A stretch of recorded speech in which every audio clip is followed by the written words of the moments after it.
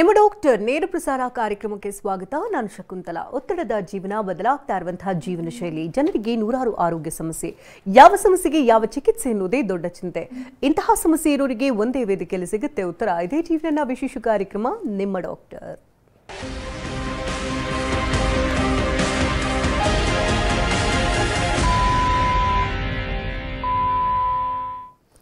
ಬದಲಾಗ್ತಾ ಇರುವಂತಹ ಜೀವನ ಶೈಲಿ ಮತ್ತು ಆಹಾರ ಕ್ರಮದಿಂದ ಅನೇಕ ರೀತಿಯ ಆರೋಗ್ಯ ಸಮಸ್ಯೆಗಳು ಪ್ರತಿಯೊಬ್ಬರನ್ನ ಬೆಂಬಿಡದೆ ಕಾಡ್ತಾ ಇದೆ. ಅದರಲ್ಲೂ ವಯಸ್ಸಾದಂತಹ ಸಂದರ್ಭದಲ್ಲಿ ಮಂಡಿ ನೋವಿನ ಸಮಸ್ಯೆ, ಸೊಂಟ ನೋವಿನ ಸಮಸ್ಯೆ, ಕುತ್ತಿಗೆ ನೋವಿನ ಸಮಸ್ಯೆ ಕಾಡ್ತಾ ಇರುತ್ತೆ. ಇತ್ತೀಚಿನ ದಿನಮಾನಗಳಲ್ಲಿ ವಯಸ್ಕರಲ್ಲೂ ಕೂಡ ಮಂಡಿ ಚಿಪ್ಪಿನ ಸಮಸ್ಯೆಗಳು ಕಾಣಿಸ್ಕೊಳ್ತಾ ಇದೆ. ಹಾಗಾದ್ರೆ ಈ ಮಂಡಿ ನೋವಿನ ಸಮಸ್ಯೆಗಳು ಕಾಣಿಸ್ಕೊಳ್ಳೋದಕ್ಕೆ ಏನು ಕಾರಣ? ಯಾವ್ಯಾವ ರೀತಿಯ ಟೆಸ್ಟ್ಗಳನ್ನು ಮಾಡಬೇಕಾಗುತ್ತೆ? ಇನ್ನು PRP ಮೂಲಕವಾಗಿ ಮಂಡಿ ನೋವಿನ ಸಮಸ್ಯೆಯನ್ನು ಕಂಪ್ಲೀಟ್ ಆಗಿ ಮ್ಯಾನೇಜ್ ಮಾಡಬಹುದಾ? ಹಾಗಾದ್ರೆ ಆ ಪದ್ಧತಿ ಹೇಗಿರುತ್ತೆ? ಎಷ್ಟು ಸೆಷನ್ಸ್ ಬೇಕಾಗುತ್ತೆ? ಆಹಾರ ಕ್ರಮ ಹೇಗಿರಬೇಕು? ದೈನಂದಿನ ಚಟುವಟಿಕೆಗಳು ಹೇಗಿರಬೇಕು? ಇದೆಲ್ಲದರ ಬಗ್ಗೆ ಮಾಹಿತಿಯನ್ನು ಕೊಡೋದಕ್ಕೆ EPON ಪೇನ್ ಮ್ಯಾನೇಜ್ಮೆಂಟ್ ಹಾಗೂ ರಿಜನರೇಟಿವ್ ಸೆಂಟರ್ನ ವೈದ್ಯರಾಗಿರ್ತಕ್ಕಂಥ ಡಾಕ್ಟರ್ ವಿದ್ಯಾ ಭಂಡಾರ್ ಅವರು ನಮ್ಮೊಟ್ಟಿಗಿದ್ದಾರೆ. ಬನ್ನಿ ಅವರ ಕಾರ್ಯಕ್ರಮಕ್ಕೆ ವೆಲ್ಕಮ್ ಮಾಡೋಣ. Welcome to the show. ಮಂಡಿ ನೋವಿನ ಸಮಸ್ಯೆ ಹಿಂದೆ ಎಲ್ಲ ಸಹಜವಾಗಿ ಕೇಳ್ತಾ ಇದ್ದದ್ದು ವಯಸ್ಸಾದವರಲ್ಲಿ ಸರ್ವೇ ಸಾಮಾನ್ಯ. ಒಂದು 60 ವರ್ಷ ಆಗ್ತಾ ಇದ್ದಂತೆ ಮಂಡಿ ನೋವು, ಸೊಂಟ ನೋವು, ಕುತ್ತಿಗೆ ನೋವು ಹೇಳೋದು ಸರ್ವೇ ಸಾಮಾನ್ಯ ಆಗಿತ್ತು. ಬಟ್ ಇತ್ತೀಚಿನ ದಿನಗಳಲ್ಲಿ ನೋಡ್ತಾ ಇರೋ ಹಾಗೆ ಸುಮಾರು ಒಂದು 30-35 ವರ್ಷ ಆಗಿರೋದಿಲ್ಲ, ಆಗಲೇ ಮಂಡಿ ನೋವಿನ ಸಮಸ್ಯೆ ಅಂತ ಹೇಳ್ತಿರ್ತಾರೆ. ಅಂದರೆ ಯಾಕೆ ಇಷ್ಟರ ಮಟ್ಟಿಗೆ ಅಂದರೆ ಚೇಂಜಸ್ ಆಗ್ತಾ ಇದೆ? ಅಂದರೆ ಮಂಡಿ ನೋವು ಅಂತಂದರೆ ಈಗ 1-2 ದಿನಗಳು ಕಾಣಿಸ್ಕೊಳ್ಳುವಂಥ ಮಂಡಿ ನೋವು ಸಹಜನಾ? ಏನು ಹೇಳ್ತೀರಿ ಈ ಬಗ್ಗೆ? So before as you said ಮುಂಚೆ ಎಲ್ಲ 60 ಇಯರ್ಸ್ ಮೇಲೆ ನೋಡ್ತಾ ಇದ್ವಿ. But nowadays it's not like that. ಅಂದರೆ 35 ಇಯರ್ಸ್ಗೆ ಸ್ಟಾರ್ಟ್ ಆಗ್ತಾ ಇದೆ, 30s ಸ್ಟಾರ್ಟ್ ಆಗ್ತಾ ಇದೆ. So many reason. ಅರ್ಲಿ ಏಜಲ್ಲಿ ಆಸ್ಟಿಯೋಆರ್ಥ್ರೈಟಿಸ್ ಏನಕ್ಕೆ ಡೆವಲಪ್ ಆಗುತ್ತೆ ಅಂದರೆ because of changing lifestyle. So everyone are behind money, they are running to earn money. So ಅವ್ರ ಲೈಫ್ ಸ್ಟೈಲ್ ಎಲ್ಲ ಚೇಂಜ್ ಆಗ್ತಾ ಇದೆ. ಆ್ಯಂಡ್ ಇನ್ನೊಂದು ಪ್ರಾಬ್ಲಮ್ ಒಬೆಸಿಟಿ, ಓವರ್ ವೈಟನ್ನು ಜಾಸ್ತಿ ಆಗ್ತಾ ಇದೆ because of our food style, ಅಂದರೆ ಫುಡ್ ಹ್ಯಾಬಿಟ್ಸಿಂದ. ಮತ್ತು ಜಾಸ್ತಿ ಕೂತ್ಕೊಂಡೇ ಮಾಡ್ತಾರೆ ಕೆಲಸಗಳೆಲ್ಲ, ಸಾಫ್ಟ್ವೇರ್ ಆಗಲಿ ಆ ಥರ. So obesity is also one of the issue and lifestyle also one of the issue. And ಒಬ್ಬೊಬ್ಬರು ಜಾಸ್ತಿ ನಿಲ್ತ್ಕೊಂಡು ಕೆಲಸ ಮಾಡೋರು, ಲೈಕ್ ಟೀಚರ್ಸ್ ಆಗಲಿ, ಕನ್ಸ್ಟ್ರಕ್ಷನ್ ವರ್ಕರ್ಸ್ ಆಗಲಿ, or marketing, so many. So who stands or walks for long time, ಅವ್ರಿಗೂ early age ಆಗಿ start ಆಗುತ್ತೆ. ಆ್ಯಂಡ್ ಇನ್ನೊಂದು ಇದೇನು ಏನಾದರೂ ಮುಂಚೆ ಅಲ್ಲೇ ಇಂಜುರಿ ಆದ್ರೂ ಸೊ ನೀ ಆಸ್ಟಿಯೋಆರ್ಥ್ರೈಟಿಸ್ ಬೇಗ ಸ್ಟಾರ್ಟ್ ಆಗುತ್ತೆ. ಅರ್ಲಿ ಏಜಲ್ಲಿ ನೋವು ಬಂದರೆ ಮೇನ್ಲಿ ಏನಕ್ಕೆ ಅಂದರೆ that may not be a osteoarthritis. Some may be because of meniscal injury or ACL or PCL tear, ಆ ಥರ ಇಂಜುರೀಸಿಂದನೂ ಇರ್ಬೋದು. ಆ್ಯಂಡ್ ಸಂಧಿವಾತ ಅಂತ ಹೇಳ್ತೀವಿ, ಇನ್ಫ್ಲಮೇಟ್ರಿ ಆರ್ಥ್ರೈಟಿಸ್ ಕಂಡೀಷನ್. ನಮ್ಮ ಬ್ಲಡ್ ಸೆಲ್ಸೇ ನಮ್ಮ ಜಾಯಿಂಟ್ನೇ ಇಟ್ ಸ್ಟಾರ್ಟ್ಸ್ ಈಟಿಂಗ್. ಅದು rheumatoid arthritis, gouty arthritis, psoriatic arthritis ಅಂತ ತುಂಬ ಇರುತ್ತೆ. So different causes. But early osteoarthritis ಅಂದರೆ ಅರ್ಲಿ ಏಜಲ್ಲಿ ಆಸ್ಟಿಯೋಆರ್ಥ್ರೈಟಿಸ್ನೂ ಜಾಸ್ತಿ ಆಗ್ತಾ ಇದೆ. That is because of obesity, life style, food habits, so many ರೀಸನ್ಸಿಂದ. ಈಗ ಮುಂಚೆ 60+ ಕಾನ್ಸೆಪ್ಟ್ ಹೊರಟೋಗಿದೆ. ಈಗ 40s ಸ್ಟಾರ್ಟ್ ಆಗ್ತಾ ಇದೆ, 30s ಆರ್ 40s ಅಲ್ಲೇ ಸ್ಟಾರ್ಟ್ ಆಗ್ತಾ ಇದೆ. ಒಂದಷ್ಟು ಮಾಡೆಲ್ಸ್ಗಳನ್ನ ತಂದಿದ್ರಿ. ಅಂದರೆ ಮೂಳೆಗಳ ರಚನೆ ಹೇಗಿರುತ್ತೆ ಮಂಡಿ ಚಿಪ್ಪಿಂದು, ಆ ಮೂಲಕವಾಗಿ ಎಕ್ಸ್ಪ್ಲೈನ್ ಮಾಡ್ಬೋದಾ? ಸೊ ದಿಸ್ ಈಸ್ ದ ನೀ ಜಾಯಿಂಟ್. ಸೊ ಇದು ಮಂಡಿ. ಈ ಮಂಡಿ ಅನ್ನೋದು 2 ಬೋನ್ಸ್ ಮಧ್ಯದಲ್ಲಿ, ಟಿಬಿಯಾ ಆ್ಯಂಡ್ ಫೀಮರ್ ಮಧ್ಯದಲ್ಲಿ ಇರುತ್ತೆ. ಈ ಜಾಯಿಂಟಲ್ಲಿ ಕಾಮನ್ ಸ್ಟ್ರಕ್ಚರ್ಸ್ ಅಂದರೆ 5 ಸಿಂಪಲ್ ಜಾಯಿಂಟ್ ಇದು. 5 ಸ್ಟ್ರಕ್ಚರ್ಸ್ ಇರುತ್ತೆ. ಇದು ಕಾರ್ಟಿಲೇಜ್, ಬ್ಲೂ ಕಲರ್ ಇರೋದು, this is menisci, collateral ligaments and cruciate ligaments. ಪಕ್ಕದಲ್ಲಿ ಸ್ವಲ್ಪ soft tissue structures, muscles, tendons ಎಲ್ಲ ಇರುತ್ತೆ. ಕಾಮನ್ ಆಗಿ ಪ್ರಾಬ್ಲಮ್ ಬರೋದು 50s ಮೇಲೆ ಆರ್ 60 ಮೇಲೆ ಸವಿಯೋದು ಅಂತ ಹೇಳಿದ್ರೆ ಈ ಕಾರ್ಟಿಲೇಜ್ ತೇನೆ. So this cartilage will gets thinned out. ಅಂದರೆ ಎಲ್ಲಿ ಅಂದರೆ ವೆಯ್ಟ್ ಬೇರಿಂಗ್ ಏರಿಯಾ ಡ್ಯಾಮೇಜ್ ಆಗ್ತಾ ಬರುತ್ತೆ ನಿಧಾನಕ್ಕೆ. ಸೊ ಇಟ್ ಸ್ಟಾರ್ಟ್ಸ್ ಅಂದರೆ ಅರ್ಲಿ ಸ್ಟೇಜಲ್ಲಿ 25% ಲಾಸ್ ಇರುತ್ತೆ, ಮಾಡ್ರೇಟಲ್ಲಿ 25 to 50% ತಿನ್ ಆಗಿಬಿಡುತ್ತೆ, ಸಿವಿಯರಲ್ಲಿ more than 50%, and last is bone to bone ಆಸ್ಟಿಯೋಆರ್ಥ್ರೈಟಿಸಲ್ಲಿ ಮೋರ್ ದನ್ 70 or 80% ಸವಿಯುತ್ತೆ. So there will be different stages of osteoarthritis. Main problem ಬರೋದು ಈ ಕಾರ್ಟಿಲೇಜ್. ಅಂದರೆ ಅದೊಂದು ಕುಷನ್ ಥರ ಇರುತ್ತೆ, ಗೊಜ್ಜು ಅಂತ ಹೇಳ್ತಾರೆ. So that acts as a cushion between the bones. ಅದರಿಂದ ಆ್ಯಕ್ಚುಲಿ ತಿನ್ನಾಗ್ತಾ ಇದ್ದರೆ when the cushion is lost, bones touch ಆಗಿ ಪೇಯ್ನ್ ಬರೋದು ಸ್ಟಾರ್ಟ್ ಆಗುತ್ತೆ. So that is the osteoarthritis common. But meniscus injury ಎಂಗೇಜಲ್ಲಿ ಕಾಮನ್ ಆಗಿ ಟ್ವಿಸ್ಟಿಂಗ್ ಇಂಜುರಿಯಲ್ಲಿ ಮೆನಿಸ್ಕಸ್ ಟೇರ್ ಆಗ್ಬೋದು, ಆರ್ ACL PCL ಟೇರ್ ಆಗ್ಬೋದು. So many causes. ಫಸ್ಟ್ ನಾವು ಏನು ಮಾಡಬೇಕಂದ್ರೆ we should diagnose what are the pain causing structures. ಅಂದರೆ ಪೇಯ್ನ್ ಎಲ್ಲಿಂದ ಬರ್ತಾ ಇದೆ ಕಡಿಮೆ ಆಗೋದಕ್ಕೆ ಏನು ಕಾರಣ ಅಂತ ಹೇಳ್ತೀವಿ? ಸೊ ಅದು ನಾರ್ಮಲ್ ಆಗಿ ಅದು ಏಜ್ ರಿಲೇಟೆಡ್ ಚೇಂಜ್. ನಿಮಗೆ ಹೇರ್ ಹೇಗೆ ವೈಟ್ ಆಗುತ್ತೆ, ಫೇಸ್ ಮೇಲೆ ಸ್ಪ್ರಿಂಕಲ್ಸ್ ಹೇಗೆ ಬರುತ್ತೆ, this is also age related process. ನಮ್ಗೆ ಏಜಿಂದಾನು ಅದನ್ನು ಕಮ್ಮಿ ಆಗ್ತಾ ಬರುತ್ತೆ.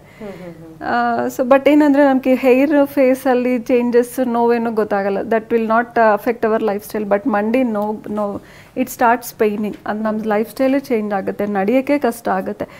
ಇಟ್ ಎಫೆಕ್ಟ್ಸ್ ದ ಫ್ಯಾಮಿಲಿ ಆಗ್ಬೋದು, ಪರ್ಸ್ನಲ್ ಲೈಫ್ ಸ್ಟೈಲ್ ಪರ್ಸ್ನಲ್ ಆಗ್ಬೋದು, so many effects on the family ಇರುತ್ತೆ. ಸೊ ಅದಕ್ಕೋಸ್ಕರ ನಾವು weight bearing joints we should not neglect, we have to treat that.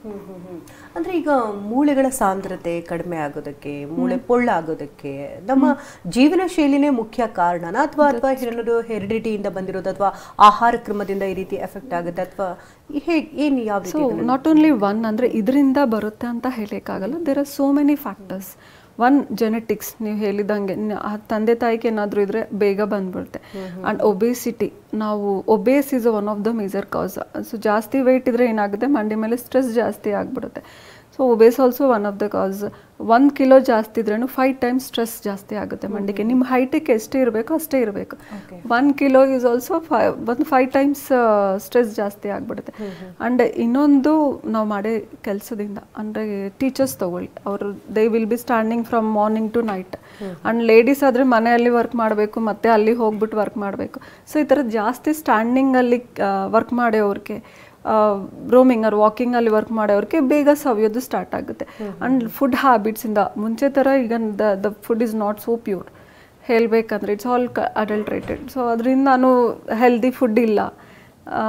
So ಮತ್ತು life style, obesity, genetics, so many factors, ಒಂದು ಅಂತ ಹೇಳೋಕ್ಕಾಗಲ್ಲ. ಈಗ ತುಂಬ ಜನರಿಗೆ ಈಗ ಅಂದರೆ ವಯಸ್ಸಾದಂತೆ ಈ ಮಂಡಿ ನೋವು ಕಾಣಿಸ್ಕೊಂಡಂಥ ಸಂದರ್ಭದಲ್ಲಿ ಆಪರೇಷನ್ ಮೊರೆ ಹೋಗಬೇಕು ಅಂತ ಹೇಳ್ತಾರೆ. ತುಂಬ ಜನರಿಗೆ ಅದಕ್ಕೆ ಬೇಡ ಆಪರೇಷನ್ ಬೇಡ, ಹಾಗೆ ಪೇನ್ ಮ್ಯಾನೇಜ್ಮೆಂಟ್ ಮಾಡೋದಕ್ಕೆ ಸಾಧ್ಯನಾ ಅನ್ನುವಂಥ ಪ್ರಶ್ನೆ ಇರುತ್ತೆ. ಅದಕ್ಕೆ ಉತ್ತರ ಕೊಡೋದಾದ್ರೆ, ಸೊ ಸ್ಟಾರ್ಟಿಂಗ್ ಯೂಶ್ವಲಿ ಎಲ್ಲರೂ ಏನು ಮಾಡ್ತಾರೆ, they will go to some medical shop ಅಲ್ಲಿ ಲೋಕಲ್ ಡಾಕ್ಟರ್ ಅಂತ ನೋಡ್ಬಿಟ್ಟು ಪೈನ್ ಕಿಲ್ಲರ್ಸ್ ಇಲ್ಲಾಂದರೆ ಸ್ವಲ್ಪ ಫಿಸಿಯೋಥೆರಪಿ ನೋಡ್ತಾರೆ. So early actually physio will help in the starting ಸ್ಟೇಜಲ್ಲಿ. ಬಟ್ ಯೂಶ್ವಲಿ ಅರ್ಲಿ ಸಿಮ್ಟಮ್ಸ್ ಹೇಗಿರುತ್ತೆ ಅಂದರೆ, ನಾವು ಸ್ಟೆಪ್ಸ್ ಹತ್ತುವಾಗ ಇಳಿಯುವಾಗ, ಇಲ್ಲ ಕೆಳಗೆ ಕೂತ್ಕೊಂಡು ಎದೆಲೆವಾಗ, ಸ್ಕ್ವಾಟಿಂಗ್ ಪೊಸಿಷನಲ್ಲಿ ನೋವು ಗೊತ್ತಾಗುತ್ತೆ. This is a early sign, ಅಂದರೆ this is a sign that knee is degenerate ಆಗ್ತಾ ಇದೆ ಅಂತ ಗೊತ್ತಾಗುತ್ತೆ. ಸೊ ನಾವು ಆವಾಗಲೇ ಟ್ರೀಟ್ಮೆಂಟ್ ತೊಗೋಬೋದು. ಈಗ ಸರ್ಜರಿ ಇಲ್ಲ ಅಂದರೆ ಸರ್ಜಿಕಲ್ ಆಪ್ಷನ್ಸ್ ರೀಜನರೇಟಿವ್ ಥೆರಪಿ. ಈ ರೀಜನರೇಟಿವ್ ಥೆರಪಿ ಅಂದರೆ ಏನಂದರೆ, ನಮ್ಮ ಬಾಡಿಯಲ್ಲಿ ಇರೋ ಸೆಲ್ಸ್ನೇ ಯೂಸ್ ಮಾಡಿಬಿಟ್ಟು will try to treat and heal the damaged parts. So this comes under orthobiologics ಕೆಳಗೆ ಬರುತ್ತೆ. This is a revolutionary treatment for osteoarthritis. So ಇದರಲ್ಲಿ ರೀಜನರೇಟಿವ್ ಮೆಡಿಸಿನಲ್ಲಿ ಡಿಫರೆಂಟ್ ಸೆಲ್ಸ್ ತೊಗೋಬೋದು. ಲೈಕ್ ಬ್ಲಡ್ ಸೆಲ್ಸ್ ಅಂದರೆ platelet rich plasma therapy, bone marrow cells ಅಂದರೆ BMAC ಅಂತ ಹೇಳ್ತೀವಿ, ಮತ್ತು ಇದು ಅಡಿಪೋಸ್ ಸೆಲ್ಸ್ ಅಂದರೆ ಫ್ಯಾಟ್ ಸೆಲ್ಸಿಂದನೂ ಟ್ರೀಟ್ ಮಾಡಿ. ಡಿಫರೆಂಟ್ ಸೆಲ್ಸ್ ಎಲ್ಲಿಂದ ನಾವು ತೊಗೊಳ್ತದೆ ಅದು ಡಿಫರ್ ಆಗುತ್ತೆ, but effect will be the same. Final result regenerate ಆಗೋದು ಸೇಮ್ ಇರುತ್ತೆ. ಮಾತಾಡ್ಸೋಣ. ಮೈಸೂರಿನಿಂದ ಮಂಜುಳಾ ಕರೆ ಮಾಡಿದ್ದಾರೆ. ನಮಸ್ತೆ ಮಂಜುಳಾ ಅವರೇ. ಮೇಡಮ್ ನಮಸ್ತೆ, ಡಾಕ್ಟರ್ ಇದ್ದಾರೆ, ಮಾತನಾಡಿ. ಮೇಡಮ್ ನಾನು ಏಜ್ ನಂದು 52. ಓಕೆ, ಹೇಳಿರಿ. ಮಂಡಿ 69 kg ಇದೀನಿ ಮೇಡಮ್. ಓಕೆ, ಮಂಡಿ ನೋವು ಇದೆ ಮೇಡಮ್, ಅದಕ್ಕೆ ಏನ್ ಮಾಡ್ಬೇಕು? ಓಕೆ, 52 years 69 kgs ರೀ. ಯಾವಾಗಿಂದ ಸ್ಟಾರ್ಟ್ ಆಗಿದೆ ಮೇಡಮ್? ಆಗ್ಲೇನೆ ನಾನೊಂದ್ಸರಿ ಮಂಡಿ ಏಟಾಗಿ ಎಕ್ಸ್ರೇ ಮಾಡಿಸಿದಾಗ ಒಂದು 10 ವರ್ಷದಿಂದನೇ ಮಂಡಿ ಸಮಿತಾ ಇದೆ ಅಂತಂದ್ರು. ಅದರಿಂದ ನಾವು ಏನು ಮಾಡ್ಲಿಲ್ಲ. ಈಗ ಸ್ವಲ್ಪ ಜಾಸ್ತಿನೇ ಆಗಿದೆ ಮೇಡಮ್. ಈಗ ಎಲ್ಲಿ ತೋರಿಸ್ಬೇಕು, ಏನ್ ಮಾಡ್ಬೇಕು ಅಂತ ಗೊತ್ತಾಗ್ತಾ ಇಲ್ಲ. ಸರ್ ಇದು ಯೂಶುವಲಿ ಅಂದ್ರೆ 8 ಆದ್ಮೇಲೆ ಇದು ಸ್ಟಾರ್ಟ್ ಆಗಿದೆಯಾ ರೀ? ಇಲ್ಲ ಮೊದ್ಲೇನೆ ನಮ್ಗೆ ಕಾಣ್ತಿರ್ಲಿಲ್ಲ ಮೇಡಮ್. ಎಕ್ಸ್ರೇ ತೆಗೆಸಿದಾಗ ಮೂಳೆ ಸಮಿತಾ ಇದೆ ಅಂತ ಅಂತಂದ್ರು ಡಾಕ್ಟರ್. ಓಕೆ, ಸೊ ಮೂಳೆ ಸೌತಾ ಇದ್ರೆ ಅಂದ್ರೆ ಆಸ್ಟಿಯೋಆರ್ಥ್ರೈಟಿಸ್ ಇರ್ಬೋದು. ಪ್ಲಾಸ್ಮಾ ಥೆರಪಿ ಕೊಡಬೇದ್ರೆ ಏನಂದ್ರೆ ಫಸ್ಟ್ ನೋಡಬೇಕು ಯಾವ ಸ್ಟೇಜಲ್ಲಿದೆ, ಎಷ್ಟು ಸೌದಿದೆ, ಇದೆಲ್ಲ ನೋಡ್ಬಿಟ್ಟು ನಾವು ಇಷ್ಟು ಇಂಜೆಕ್ಷನ್ಸ್ ಅದೇ ಎಷ್ಟು ಸಿಟ್ಟಿಂಗ್ಸ್ ಬೇಕಾಗುತ್ತೆ PRP ಅಂತ ಡಿಸೈಡ್ ಮಾಡ್ತೀವಿ. After that you can start. Plasma therapy excellent ಆಗಿ ವರ್ಕ್ ಆಗುತ್ತೆ. ಬನ್ನಿರಿ ಒಂದ್ಸರ್ ಹಾಸ್ಪಿಟಲ್ಗೆ. ಬ್ಯಾಂಗ್ಳೂರ್ಗೆ ಬರ್ಬೇಕ್ರಿ. ಧನ್ಯವಾದ ಮಂಜುಳಾ ಅವರೇ ಕರೆ ಮಾಡೋದಕ್ಕಾಗಿ. ಈಗ ಮೂಳೆ ಸಮಸ್ಯೆ ಅಂದರೆ ಈಗ ನಾರ್ಮಲ್ ಆಗಿ ನೋವು ಕಾಣಿಸ್ಕೊಳ್ಳೋದು ಸರ್ವೇ ಸಾಮಾನ್ಯ. ಈಗ ಪೇನ್ ಕಿಲ್ಲರ್ ತಗೊಂಡು 1-2 ದಿನದಲ್ಲಿ ರಿಲೀಫ್ ಆಗುತ್ತೆ.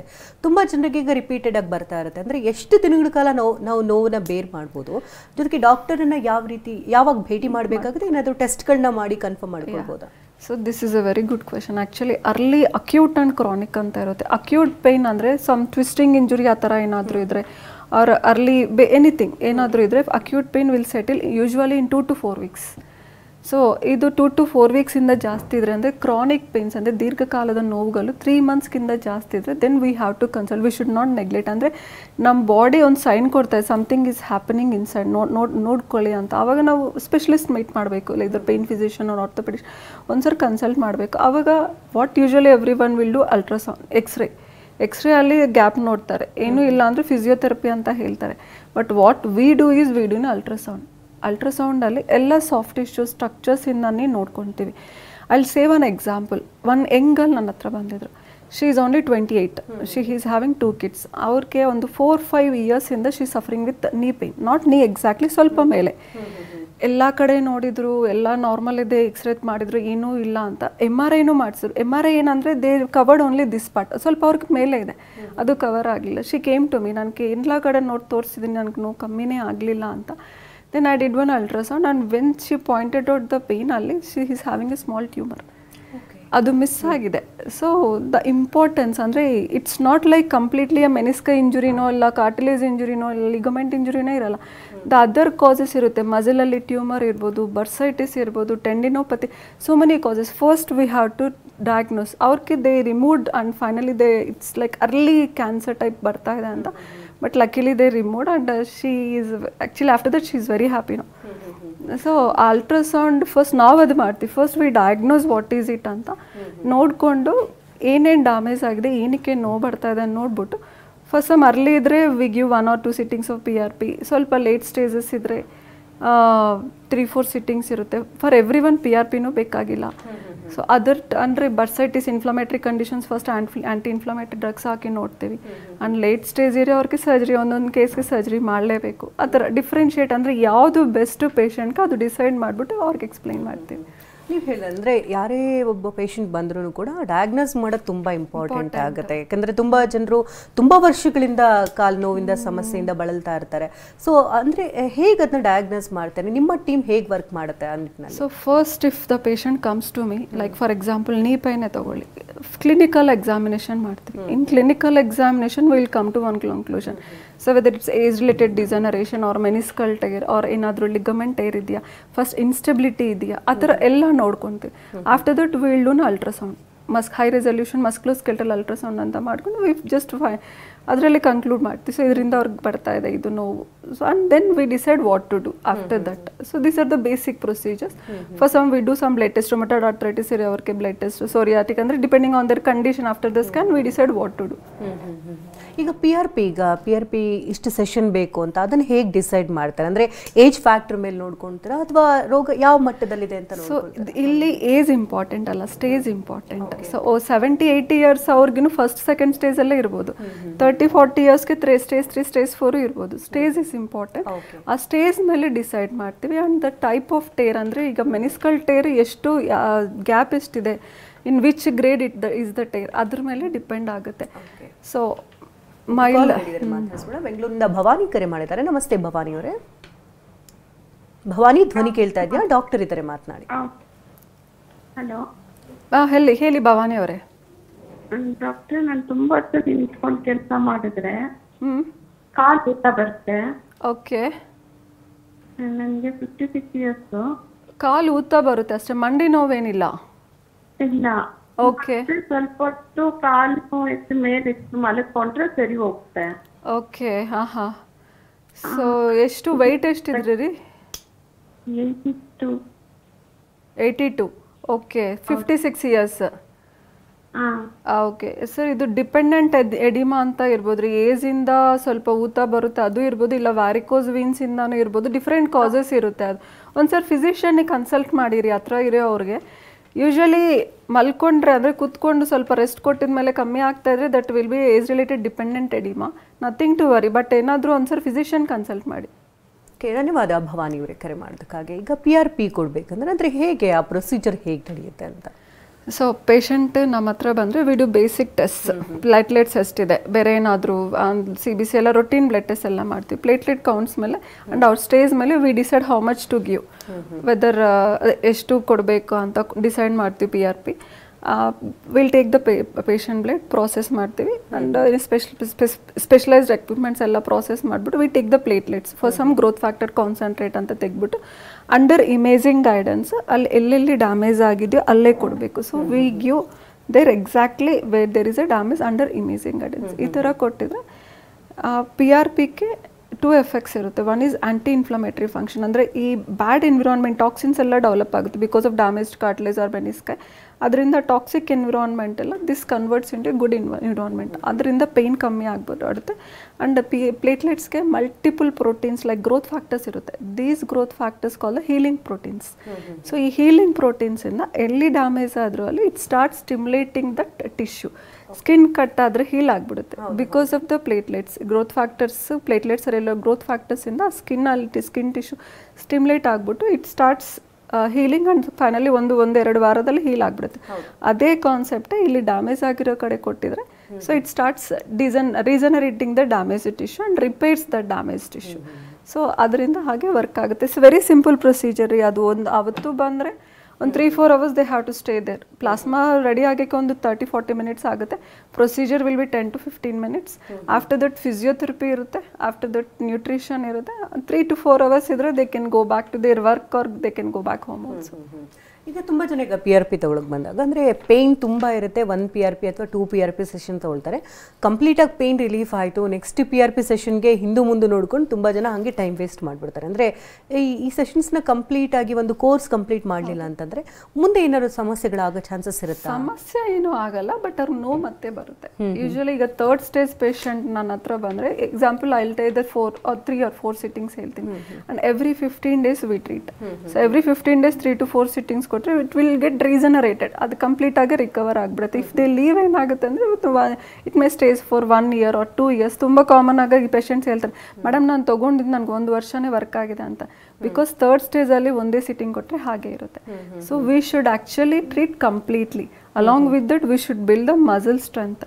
ವೆಯ್ಟ್ ಕಂಟ್ರೋಲ್ ಆಗಬೇಕು, ಪ್ರಾಪರ್ ಪ್ರೋಟೀನು ಕೊಡಬೇಕು. ಅಂದರೆ it's a multi disciplinary approach. ಏನೋ ಒಂದು ಇಂಜೆಕ್ಷನ್ ತೊಗೊಂಡಿದ್ದೀನಿ ಆಗೋಯ್ತಾ ಅಂತ ಇರಲ್ಲ.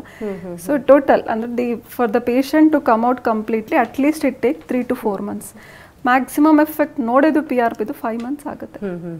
ಅಂದರೆ ಈ PRP ತಗೊಳ್ಳೋದಕ್ಕೆ ಅಂದರೆ ಬೇರೆ ಬೇರೆ ಕಾಯಿಲೆಗಳಿರುತ್ತೆ. ಕೆಲವರಿಗೆ ಡಯಾಬಿಟಿಸ್ ಇರುತ್ತೆ, BP ಇರುತ್ತೆ, ಏಜ್ ರಿಲೇಟೆಡ್ ವೆರಿ ಕಾಮನ್ ಆಗಿ ತುಂಬ ಬೇರೆ ಬೇರೆ ರೋಗಗಳಿಂದ ಬಳಲ್ತಿರ್ತಾರೆ. ಸೊ ಎಲ್ಲರೂ ಕೂಡ PRP ತಗೊಳ್ಬೋದಾ ಅಥವಾ ನಿರ್ದಿಷ್ಟ ಏಜ್ಗೆ ಮಾತ್ರ ಸೀಮಿತ ಆ ಥರ ಏನಾದರೂ ಇದೆಯಾ? No age limit. I told you age is not the factor here. Actually ಇಲ್ಲಿ ಸ್ಟೇಜ್ ಫ್ಯಾಕ್ಟರ್ ಆಗುತ್ತೆ. ಆ್ಯಂಡ್ ಆಲ್ಮೋಸ್ಟ್ 99 years ವರೆಗೂ ಮಾಡಿದ್ದೀವಿ ನಾವು. 10 years ಹುಡುಗಿಯಿಂದ ಮಾಡಿದ್ದೀವಿ.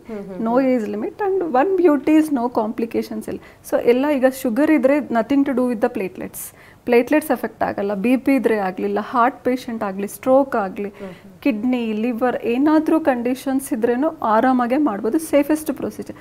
ಬಟ್ ಪ್ಲೇಟ್ಲೆಟ್ಸೇ ಪ್ರಾಬ್ಲಮ್ಯಾಟಿಕ್ ಇದ್ರೆ then we have to see whether it works or not. Like thrombocytopenia, blood cancer, ಜಾಯಿಂಟಲ್ಲಿ ಇನ್ಫೆಕ್ಷನ್ ಈ ಥರ ಇದ್ರೆ ಮಾತ್ರ we have to see. And ಅಂದರೆ ಕೊಡೋಕ್ಕಾಗಲ್ಲ. ಬೇರೆ ಎಲ್ಲ ಮೆಡಿಕಲ್ಗೆ ಆಲ್ಮೋಸ್ಟ್ 80-90% ಪೇಷಂಟ್ಸ್ ನಮ್ಮ patients they will have some. Because ಎಲ್ಲರೂ ಓಲ್ಡ್ ಏಜ್ ಅವ್ರಿಗೆ ಏನೋ ಒಂದು ಇದ್ದೇ ಇರುತ್ತೆ, ಆರಾಮಾಗೆ ಮಾಡ್ಬೋದು. ಅಂದರೆ ಲೈಫ್ ಟೈಮಲ್ಲಿ ಒಂದು ಸೆಷನ್ ಅಥವಾ ಈಗ ಇಷ್ಟು ಸೆಷನ್ ಅಂತ ಸಜೆಸ್ಟ್ ಮಾಡ್ತಿರಲ್ಲ, ಅದು ಒಂದು ಕೋರ್ಸ್ ಮುಗಿಸಿದ್ರೆ ಸಾಕು ಅಥವಾ ಇಷ್ಟು ವರ್ಷಗಳು ಬಿಟ್ಟು ನಂತರದಲ್ಲಿ ಬರಬೇಕಾಗೋ ಚಾನ್ಸಸ್ ಇರುತ್ತಾ? ಸೊ ಇದು ಅಂದರೆ ಮತ್ತೆ ಬರಲ್ಲ ಅಂತಲೂ ಹೇಳೋಕ್ಕಾಗಲ್ಲ. It's acts a natural normal cartilage ಹೇಗೆ ವರ್ಕ್ ಆಗುತ್ತೆ ಅದೇ ಥರನೇ. ಅಂದರೆ ಫಾರ್ ಸಮ್ ಅಂದರೆ ಆಫ್ಟರ್ ದ ಟ್ರೀಟ್ಮೆಂಟ್ ನಾವು ಈ ಥರ ಫಾಲೋ ಮಾಡಬೇಕಂದ್ರೆ ಡೂಸ್ ಡೋಂಟ್ಸ್ ಇರುತ್ತೆ. ಅವ್ರ ಏಜ್ ಮೇಲೆ, ಅರ್ಲಿ ಏಜ್ಗೆ nothing to worry, they can do their routine. But 60 or 70 ಮೇಲೆ ಅವ್ರ ಏಜ್ಗೆ ಎಷ್ಟು ಮಾಡಬೇಕು ಅಷ್ಟೇ ಮಾಡಬೇಕು. ಇಲ್ಲ ನಾನೆಲ್ಲ ಅಡ್ಡಾಡ್ಬೇಕಂದ್ರೆ ಅಗೇನ್ ಇಟ್ ಸ್ಟಾರ್ಟ್ಸ್ ಡಿಜನರೇಟಿಂಗ್. ಯೂಶ್ವಲಿ ಎಲ್ಲ ಡೂಸ್ ಡೋಂಟ್ಸ್ ಎಲ್ಲ ಕರೆಕ್ಟಾಗಿ ಫಾಲೋ ಮಾಡಿದ್ರೆ nothing will happen. But correctly it is it approximately 3 to 8 years ಮಧ್ಯದಲ್ಲಿ ಇರುತ್ತೆ. ಆಫ್ಟರ್ 8 years ಮೋಸ್ಟ್ಲಿ ಬರಲ್ಲ.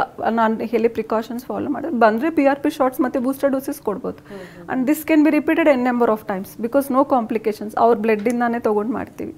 ಓಕೆ. ತುಂಬ ಜನರಿಗೆ ಈಗ ಆಕ್ಸಿಡೆಂಟ್ ಆದಂಥ ಸಂದರ್ಭದಲ್ಲಿ ಪೇಯ್ನ್ ತುಂಬ ಇರುತ್ತೆ. ಯಾಕಂದರೆ ಏನೋ ಒಂದು ಆಕ್ಸಿಡೆಂಟ್ ಆಗಿ ನಂತರದಲ್ಲಿ ಸ್ವಲ್ಪ ಹೀಲ್ ಆಗಿರ್ತಾರೆ, ಬಟ್ ಪೇಯ್ನ್ ಮಾತ್ರ ತುಂಬ ವರ್ಷಗಳ ಕಾಲ ಹಾಗೆ ಉಳ್ಕೊಂಡಿರುತ್ತೆ. ಸೊ ಅಂಥವ್ರಿಗೂ ಕೂಡ ಇದು ಒಳ್ಳೆ ಆಪ್ಷನ್. ಸೊ ಆಕ್ಸಿಡೆಂಟಲ್ಲಿ ಪೇಯ್ನ್ ಇರುತ್ತೆ ಅಂತ ಪೇಯ್ನ್ ವಿಲ್ ನಾಟ್ ಅಂದರೆ ಸುಮ್ಮನೆ ಪೇಯ್ನ್ ಬರಲ್ಲ. Something is happening inside that we should take. ಅಂದರೆ ಎಲ್ಲ ಕಂಡೀಷನ್ಸಲ್ಲೂ ಸರ್ಜರಿ ಬೇಕಾಗಲ್ಲ. ಮೈಲ್ಡ್ ಮೆನಿಸ್ಕಲ್ ಟೇರ್ ಇರುತ್ತೆ, ಇಲ್ಲ ಇಂಜುರಿಯಿಂದಾನೇ ಸವಿಯೋದು ಸ್ಟಾರ್ಟ್ ಆಗಿರುತ್ತೆ, ಇಲ್ಲ ಲಿಗಮೆಂಟ್ ಮೈನರ್ ಟೇರ್ ಇರುತ್ತೆ, ಬರುತ್ತೆ, ಏನಾದರೂ ಒಂದು ಫಸ್ಟ್ ಡಯಾಗ್ನೋಸ್ ಮಾಡ್ಬಿಟ್ಟು ಆರಾಮಾಗಿದ್ದೆ will get excellent result actually. First diagnose ಮಾಡಿಬಿಟ್ಟು PRP ಇಟ್ ವರ್ಕ್ಸ್ ಎಕ್ಸಲೆಂಟ್ಲಿ. ಅದು ಮೆನಿಸ್ಕಲ್ ಟೇರ್ಗೆ ಕೊಡ್ತೀವಿ, partial tear of ACL PCL or collateral ಲಿಗಮೆಂಟ್ಸ್ಗೂ ಕೊಡ್ತೀವಿ. Any muscle injury, sports injuries ತಗೊಳ್ಳಿ, it's actually gift for the sports people. They can better actually ಅವರು treatment ತೊಗೊಂಡು they can go back to their sport also. ಚೆನ್ನಾಗಿರುತ್ತೆ. So lifestyle ಹೇಗೆ ಮಾಡಬೇಕಂದ್ರೆ ಈ treatment ತಗೊಳ್ಳುವಂತಹ ಸಂದರ್ಭದಲ್ಲಿ ಫುಡ್ ಏನಾದರೂ ಬ್ಯಾಲೆನ್ಸ್ ಮಾಡಬೇಕಾ? ತುಂಬ ಜನ ಈಗ ವಾಕ್ ಮಾಡ್ಬೋದು, ಆರಾಮಾಗಿ ಪೇಯ್ನ್ ಕಮ್ಮಿ ಆಯಿತು ಅಂತ ಓಡಾಡೋಕ್ಕೆಲ್ಲ ಸ್ಟಾರ್ಟ್ ಮಾಡ್ತಾರೆ, ಆ ಥರ ಎಲ್ಲ ಮಾಡ್ಬೋದಾ? ಹೇಗಿರಬೇಕು life style? So life style depends on there age. So ಅವ್ರ ಏಜ್ ಮೇಲೆ, ಈಗ ಯಂಗ್ಸ್ಟರ್ಸ್ ತೊಗೊಂಡ್ರೆ ಲೈಫ್ ಸ್ಟೈಲ್ ಒಂದು 3 to 4 months ನಾನು ರಿಸ್ಟ್ರಿಕ್ಟ್ ಮಾಡ್ತೀನಿ, depending on which joint I treat, like ನೀ ಜಾಯಿಂಟಾ ಇಲ್ಲ ಸ್ಪೈನಾ ಶೋಲ್ಡರಾ, ಅದ್ರ ಮೇಲೆ ಅವ್ರ ಲೈಫ್ ಸ್ಟೈಲ್ ಇದೆ. ನೀ ಜಾಯಿಂಟ್ ತೊಗೊಂಡ್ರೆ ಸ್ಟ್ರೆಸ್ಫುಲ್ ಆ್ಯಕ್ಟಿವಿಟೀಸ್ ಎಲ್ಲ ಕಮ್ಮಿ ಮಾಡ್ತೀವಿ, like sitting on the floor, Indian toilet, squatting position ಕಮ್ಮಿ ಮಾಡ್ತೀವಿ, ಆ್ಯಂಡ್ ತುಂಬ ನಿಲ್ತ್ಕೊಂಡು ಮಾಡೋ ಕೆಲಸಗಳು ಕಮ್ಮಿ ಮಾಡ್ತೀವಿ. ಆ್ಯಂಡ್ ಓಲ್ಡ್ ಏಜ್ ಅವ್ರಿಗೆ ಅಷ್ಟೇ walking is not bad, but ಏನಂದ್ರೆ 3 to 4 months will restrict, after that will slowly start. ಈ ಸ್ಟ್ರೆಸ್ಫುಲ್ ಆ್ಯಕ್ಟಿವಿಟೀಸ್ ಕಮ್ಮಿ ಮಾಡ್ತೀವಿ, ವೆಯ್ಟ್ ಎಲ್ಲ ಕಂಟ್ರೋಲ್ ಆಗಬೇಕು, ಪ್ರಾಪರ್ ಫಿಸಿಯೋಥೆರಪಿ ಎಕ್ಸಸೈಸ್ ತೊಗೋಬೇಕು, and nutrition proper protein diet ತೊಗೋಬೇಕು, ವಾಟ್ ಎವರ್ ದ ನೀಡ್ಸ್. ಅಂದರೆ ಒಂದೊಂದು ಪೇಷಂಟ್ಗೆ ಒಂದೊಂದು ಥರ ಕಸ್ಟಮೈಸ್ಡ್ ಪ್ರೋಟೋಕಾಲ್ ಇರುತ್ತೆ. It will not be same for all. Based on there requirements we will actually treat that patient. Finally ವೀಕ್ಷಕರಿಗೆ ಏನು ಹೇಳೋಕೆ ಬಯಸ್ತೀವಿ?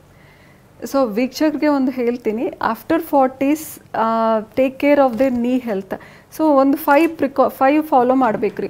ವೆಯ್ಟ್ ಒಂದು ಕಂಟ್ರೋಲಲ್ಲಿ ಇಟ್ಕೋಬೇಕು, ಡೈಟ್ ಪ್ರಾಪರ್ ಹೆಲ್ದಿ ಡೈಟ್ ತೊಗೋಬೇಕು, ತುಂಬ ಸ್ಟ್ಯಾಂಡಿಂಗ್ ಆ್ಯಕ್ಟಿವಿಟೀಸ್ ಎಲ್ಲ ಕಮ್ಮಿ ಮಾಡಿ, ಸಡನ್ನಾಗಿ ಮಾರಥಾನ್ ಹೋಗೋದೆಲ್ಲ ಕಮ್ಮಿ ಮಾಡಿ, ಆ್ಯಂಡ್ ಸಪ್ಲಿಮೆಂಟ್ಸ್ ಅಂದರೆ ಡೆಫಿಷಿಯನ್ಸೀಸ್ ಏನಾದರೂ ಇದೆ ಕರೆಕ್ಟ್ ಮಾಡ್ಕೋಬೇಕು. So if we do this we can prevent the osteoarthritis. Doctor, ಕಾರ್ಯಕ್ರಮಕ್ಕೆ ಆಗಮಿಸಿ ಹಲವು ಮಾಹಿತಿ ನೀಡಿದ್ದಕ್ಕಾಗಿ ಧನ್ಯವಾದ ತಮಗೆ. Thank you. ವೀಕ್ಷಕರೇ, ಡಾಕ್ಟರ್ ವಿದ್ಯಾ ಭಂಡಾರ್ ಅವ್ರನ್ನ ಭೇಟಿ ಆಗಬೇಕಂದ್ರೆ ಅಡ್ರೆಸ್ ಪ್ಲೇಟ್ ಈ ರೀತಿ ಇದೆ, ನೋಟ್ ಮಾಡ್ಕೊಳ್ಳಿ. ಇಪಿಯೋನ್ ಪೇನ್ ಮ್ಯಾನೇಜ್ಮೆಂಟ್ ಮತ್ತು ರೀಜನರೇಟಿವ್ ಸೆಂಟರ್, ನಂಬರ್ 946, 21ನೇ ಮುಖ್ಯ ರಸ್ತೆ, ಸಿದ್ದಣ್ಣ ಲೇಔಟ್, ಬನಶಂಕರಿ, 2ನೇ ಹಂತ, ಬೆಂಗಳೂರು 560070. ದೂರವಾಣಿ ಸಂಖ್ಯೆ ಈ ರೀತಿ ಇದೆ, 9063116311. ಮತ್ತೊಂದು ಸಂಖ್ಯೆ 6361229911.